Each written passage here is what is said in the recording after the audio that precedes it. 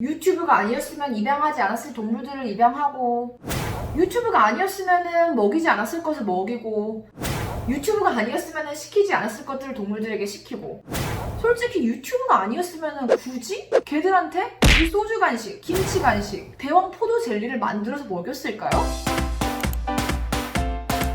안녕하세요, 미국 수의사입니다. 저번에 영상을 올리고 많은 분들이 피드백이랑 댓글을 많이 주셨어요.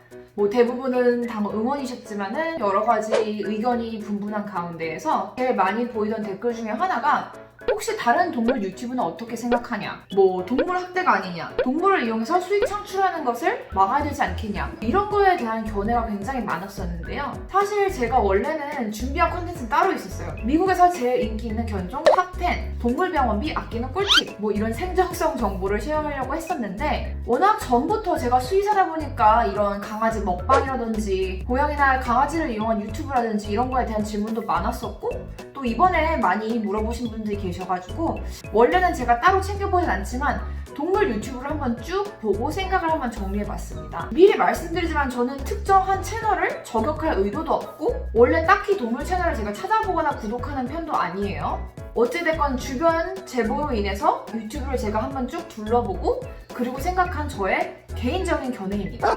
이게 유튜브든 뭐든 사실 그 의도가 중요한 거거든요. 중요한 건 갑수 목장처럼 그 의도를 철저히 숨기면 저희가 알 방법이 없다는 건데, 분명히 이렇게 악용하는 사람들도 있겠지만 선한 의도로 정말 귀여운 내 새끼들의 삶을 알리고 싶어서 시작한 동물 유튜버 분들도 있을 거라고 생각을 합니다. 그걸 공유하고 유튜브를 쉐어하는 과정에서 동물들은 원래 살던 대로 사는데 내가 그 과정을 담아서 잘 편집해서 그걸 유튜브에 올려서 그 과정에서 수익이 창출된다.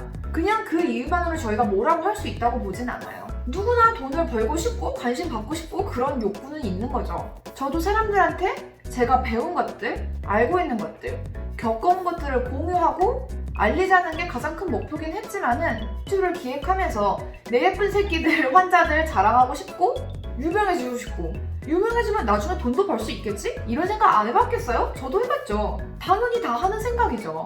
근데 문제는 이게 주체가 바뀌면 문제가 되기 시작한다는 거예요. 내 동물의 자연스러운 삶을 공유하고 그 자연스러운 모습을 보이고 그걸 보이기 위해서 유튜브를 하는 게 아니라 유튜브를 하기 위해서 동물들에게 뭔가를 시키는 거죠. 제가 봤을 때 이 불편해지는 포인트는 유튜브를 하지 않았으면 동물들에게 시키지 않았을 것들, 거기서부터 문제가 되기 시작하는 것 같습니다. 유튜브가 아니었으면 입양하지 않았을 동물들을 입양하고, 유튜브가 아니었으면 먹이지 않았을 것을 먹이고, 유튜브가 아니었으면 시키지 않았을 것들을 동물들에게 시키고, 주체가 바뀌잖아요. 여러분 내 이쁜 새끼 보세요 하고 자랑을 하려고 유튜브를 하는 게 아니라 유튜브를 하기 위해서 동물들의 의지와는 상관없이 그것에 끼워 맞추는 거죠. 결국 동물 유튜브가 불편하고 안 하고의 그 미묘한 차이점은, 이게 과연 그 동물의 자연적인 모습인가? 아니면은 유튜브를 하기 위해서 굳이 그렇게까지 해야 되나? 에서 온다고 봅니다. 일례로 제 주변 분들이 넌 수의사니까 이건 어떻게 생각해? 라고 예시로 많이 드신 게 개 먹방, 그리고 투명박 챌린지 이런 영상들인데요. 이것도 마찬가지입니다. 사실 이런 거 보면은 대놓고 개를 어뷰즈하는 영상도 아니고, 그런데 보면 이제 골든 리트리버 이런 동물들이 출연을 하는데 걔네들이 워낙 먹성이 좋기 때문에 아무거나 앞에 놓으면은 정말 행복하게 집어먹어요. 얘네들은 워낙 먹성이 좋아서 주인 속옷까지 집어먹고 병원에 오는 애들인데요. 정성스레 음식을 준비해서 걔들한테만 좋은 재료로 걔들한테 먹이는데 그게 도대체 뭐가 문제야? 저도 그렇게 생각은 합니다.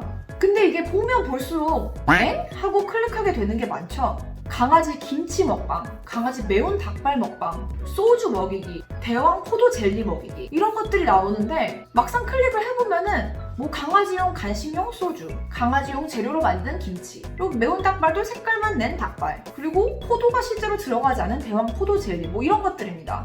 근데 솔직히 시청자 절반은 걔한테 소주를 준다고? 대왕 포도 젤리? 이러고 클릭했을걸요? 여기서 또 이질감이 오는 겁니다.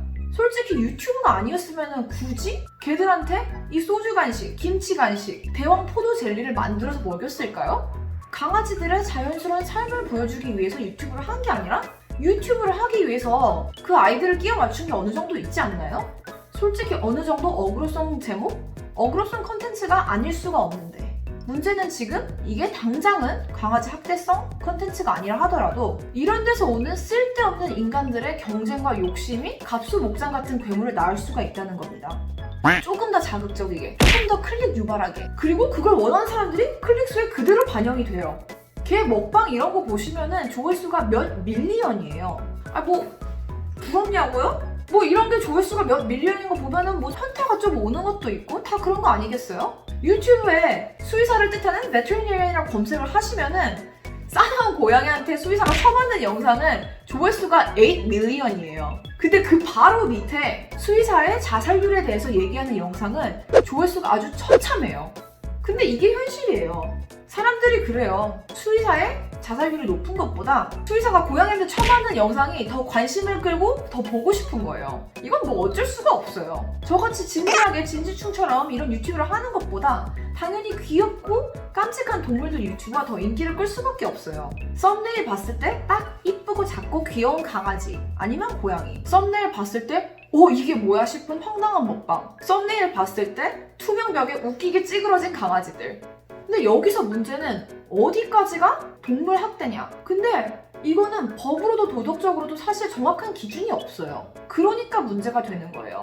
기준이 없기 때문에 어떤 사람들은 쉽게 웃고 넘어갈 수 있는 것들을 어떤 사람들은 불편해하고, 그리고 기준이 없기 때문에 이런 경쟁들이 쉽게 과열되고 쉽게 남용될 수 있다는 겁니다. 투명 벽 챌린지, 장애물 통과하기 이런 컨텐츠가 유행처럼 번져나가는데 이런 것도 동물 학대냐 하시는 분도 사실 많아요. 사실 이미 개들 중에는 어질리티라는 스포츠를 하는 개들이 따로 있는데 이런 장애물을 통과하고 벽을 넘고 보도의 훈련을 따로 받아요. 그런 개들은 진심으로 즐길 수도 있고 사람과의 본드를 스트롱하게 해주는 그런 스포츠이기도 합니다. 근데 이런 어질리티 개들은 주인이 수익을 얻으려고 하는 게 아니에요. 오히려 그 반대죠. 물론 이런 개들이 유명한 대회에서 수상을 하고 상금을 탈 수는 있는데 이런 개들 보면은 훈련비, 병원비, 관리비 이런 게 장난이 아닙니다. 제가 아는 어떤 어질리티 개 같은 경우에는 텍사스에서 줄기세포 치료를 맞으려고 프라이빗 jet을 타고 뉴욕 동부까지 날아왔어요. 이런 걸 하는 분들은 돈을 벌기 위해서가 아니라 정말 그 견종과 그 강아지를 사랑하고 가족처럼 아끼고 그 강아지와 같이 취미생활을 즐기는 거예요.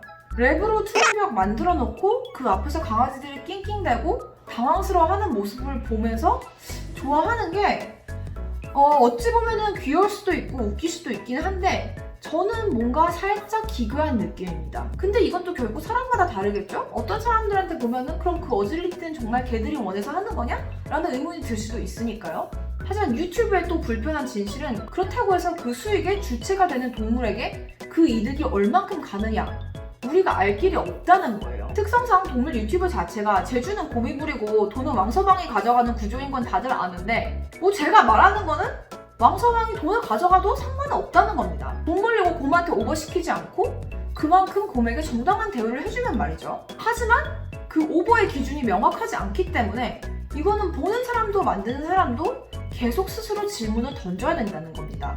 참고로 짧게 말씀드리자면은 먹방 중에서 이제 기름기 많은 스테이크나 생닭 같은 거를 주는 먹방이 있는데 이거는 제가 절대로 추천하지 않습니다. 기름기 많은 음식을 주는 게 급성 췌장염의 원인 1순위이고 급성 췌장염은 심해지면 강아지들이 죽을 수 있을 만큼 굉장히 심각한 문제예요. 생닭 같은 경우는 사실 말하자면 긴데 다들 아시다시피 생닭이나 달걀 같은 경우는 살모넬라나 다른 동물에서 사람한테 옮을 수 있는 박테리아들이 굉장히 많이 있어요. 생식을 하는 개들은 그런 분간에 인체 감염이 가능한 박테리아들이 훨씬 더 많이 나오고 그것에 대한 논문은 굉장히 많습니다. 그렇기 때문에 저희 대학병원은 사실 이런 생식하는 개는 아예 이분한테 따로 격리를 시켜버립니다. 그래서 생식의 효능이나 이득 같은 거에 대한 논문은 하나도 없고요. 이거 반박하고 싶으신 분들은 개에게 생식이 좋다라고 증명하는 논문을 갖고 오세요. 저는 이 30초를 위해서 최신 논문 최소한 5개는 읽었습니다. 어쨌든 이 사건으로 정말 동물을 진심으로 사랑하고 그 자연스러운 일상을 공유하는 다른 동물 유튜버 분들이 무고하게 욕을 먹거나 하지 않았으면 좋겠어요. 딱 봐도 마음이 따뜻해지는 영상들이 있고 분명히 그런 동물 유튜브에는 순기능도 있어요. 굳이 말하자면 전체적으로 동물 유튜브를 쭉 보면은 수의사로 봤을 때 별로 크게 문제가 될 것 같진 않은데 싶은데도 이걸 굳이 꼬투리를 잡나? 라고 싶은 댓글이 오히려 더 많아요. 하지만 어느 정도의 프로 불편러들은 필요해요. 왜냐면 시청자 입장에서도 크리에이터 입장에서도 누가 이거는 학대다 아니다? 라고 기준을 나누는 것도 없고 심지어 법도 없죠. 인간들의 욕심이 과열돼서 피해보는 건 결국 동물들 뿐이니까요. 누군가는 나서서 계속 동물들의 안위를 걱정해주지 않는다면은 이마마의 자정작용도 되지 않을 거예요. 여러분도 기억하세요.